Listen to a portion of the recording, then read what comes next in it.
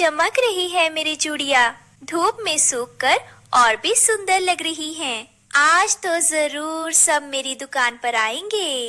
एक बड़े पेड़ के नीचे रानो चिड़िया ने अपनी छोटी सी दुकान बनाई थी। जंगल में सिर्फ रानो ही नहीं बल्कि बबली कबूतरी और हरियाली तोती भी चूड़ियाँ बेचती थीं। लेकिन रानो की बनाई चूड़ियाँ सबसे अलग और सुंदर होती। अरे रानो, तेरी चूड़ियाँ तो सच में सबसे सुंदर होती है। देख, इनकी चमक देखकर ही मन खुश हो जाता है। बिल्कुल सही कह रही हो बबली बहन। लगता है जैसे किसी ने इंद्रधनुष को तोड़कर तेरी टोकरी में भर दिया हो। हम तो कभी कभी खाली ही बैठ जाते हैं, लेकिन तेरी दुकान पर हमेशा भीड़ रहती है। अरे नहीं नहीं, ऐसा मत कहो। तुम्हारी चूड़ियाँ भी बहुत अच्छी होती हैं। जंगल के एक कोने में कालू कौवा और गोरी कौवी की कबाड़ की दुकान थी। उन्हें रानो की बढ़ती दुकानदारी बिल्कुल पसंद नहीं थी।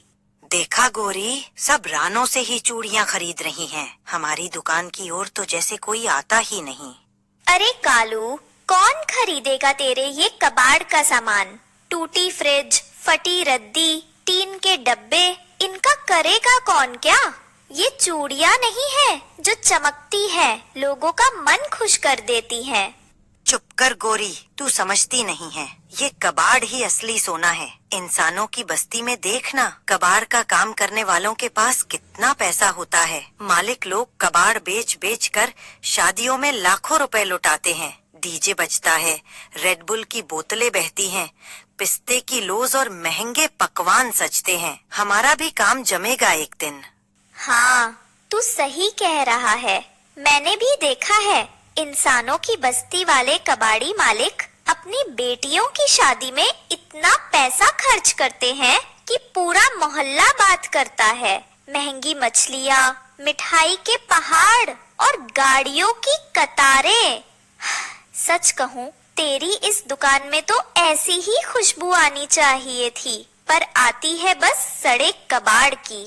बस यही तो मैं कह रहा हूँ। अगर मैं भी इस जंगल में सबको कबाड़ का शौकीन बना दूं, तो देखना गोरी, हम भी इंसानों के उन कबाड़ी मालिकों की तरह शानो शौकत से जिएंगे। लेकिन रानो चिड़िया, उसकी दुकान बीच में कांटे की तरह चुभ रही है। जब तक उसकी रंग बिरंगी चूड़ियाँ बिकती रहेंगी, कोई हमारे कबाड़ को हाथ नहीं लगाएगा। तो फिर करना क्या होगा? कुछ करना पड़ेगा। अगर उसकी चूड़ियाँ टूट जाएंगी तो सब उसके पास जाना छोड़ देंगे। तब मजबूरी में सब हमारे कबाड़ से ही काम चलाएंगे। और उस दिन गोरी, हमारी किस्मत भी इंसानी कबाड़ी मालिकों जैसी चमक उठेगी। दोनों ने ठान लिया कि रानो की रंग बिरंगी चूड़ियों को हर हाल में बर्बाद करना है। रानो चिड़िया ने रात भर मेहनत करके नई नई चूड़ियाँ बनाई थी और धूप में सुखा रखी थी। उसी वक्त झाड़ियों के पीछे से कालू कौवा धीरे धीरे दबे पांव निकलता है। उसकी नजर सीधे उन चमकदार चूड़ियों पर जाती है। देखो कैसे चमक रही हैं ये चूड़ियाँ। आज देखता हूँ रानो कैसे दुकान लगाएगी। कालू एक डंडा निकालता है और एक एक करके सारी चूड़ियाँ तोड़ने लगता है। कालू भागकर वहाँ से उड़ जाता है। कुछ देर बाद रानो लौटती है। हे भगवान, ये क्या हो गया? मेरी सारी मेहनत सब टूट गया। किसने किया होगा ये? उसी वक्त बबली कबूतरी उड़कर आती है।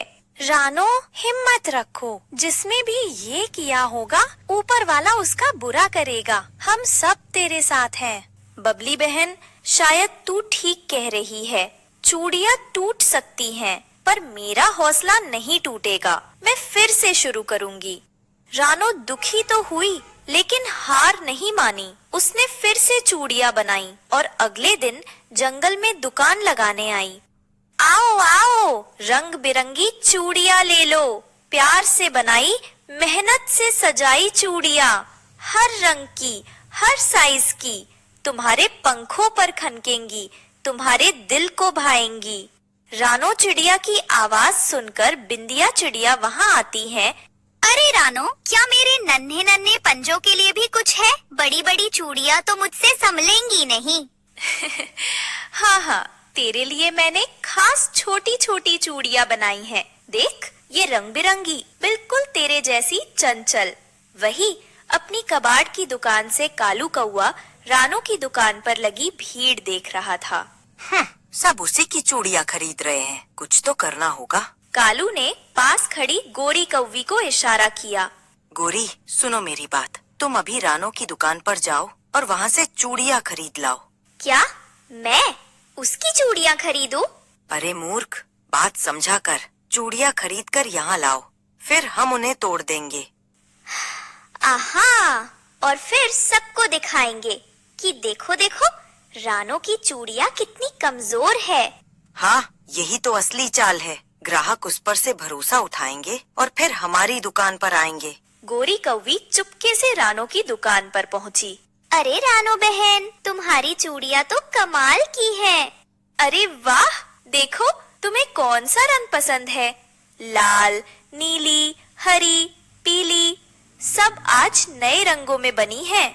मुझे ये लाल और सुनहरी चूड़ियाँ दे दो, बहुत सुंदर हैं, बिल्कुल मेरे रंग में फिट। फिर दोनों मिलकर चूड़ियाँ तोड़ देते हैं। अरे भाई बहनों, रानो की चूड़ियाँ मत लेना, वो टिकती ही नहीं। लेकिन जब पक्षियों ने चूड़ियाँ पहनी तो सबको पता चला कि चूड़ियाँ बिल्कुल मजबूत हैं। झूठ बोलता है ये कालू, रानो की चूड़ियाँ तो सबसे अच्छी हैं। जंगल के पंछियों ने रानो का साथ दिया, सबने मिलकर उसकी चूड़ियाँ खरीदी।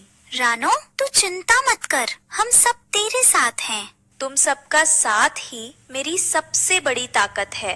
कालू ने आखिरी कोशिश की। उसने सोचा, अगर मैं उसकी चूड़ियों की टोकरी ही नदी में फेंक दूं तो? और रात को वो चुपके से रानो की टोकरी उठाकर नदी में फेंक आया। अब देखता हूँ रानो कल कैसे दुकान लगाएगी। सुबह जब रानो ने देखा कि उसकी टोकरियाँ ही नहीं है, तो उसकी आंखों में आंसू आ गए। हे भगवान, अब मैं क्या करूँ? 3 बार मेरी मेहनत उजड़ गई। रानो दुखी होकर नदी किनारे बैठ गई। तभी अचानक पानी में हल्की सी चमक हुई। ये कैसी रोशनी है? नदी से एक सुंदर जादुई नागिन बाहर निकली। उसकी आंखें चमक रही थीं और हाथ में हरी हरी चूड़ियाँ थीं। रानो, घबराओ मत, ये मेरी जादुई चूड़ियाँ है। ये जिस टोकरी में रखोगी उस टोकरी से चूड़ियाँ खत्म नहीं होगी। अब तुम्हें रोज रोज चूड़ियाँ नहीं बनानी पड़ेगी। धन्यवाद नागिन बहन, आपने मेरी दुनिया बचा ली। रानो फिर से दुकान लगाती है। इस बार उसकी चूड़ियाँ हरी हरी रोशनी में चमक रही थी। सब पक्षी दौड़ दौड़ कर खरीदने लगे। वाह, ये तो पहले से भी ज्यादा सुंदर है और कितनी मजबूत भी। कुछ दिनों बाद रानो ने जंगल में एक छोटा सा घर बनाया, हरी चूड़ियों का घर। वहाँ वो सबके लिए चूड़ियाँ टोकरी से निकालती और मुफ्त में भी बांट देती।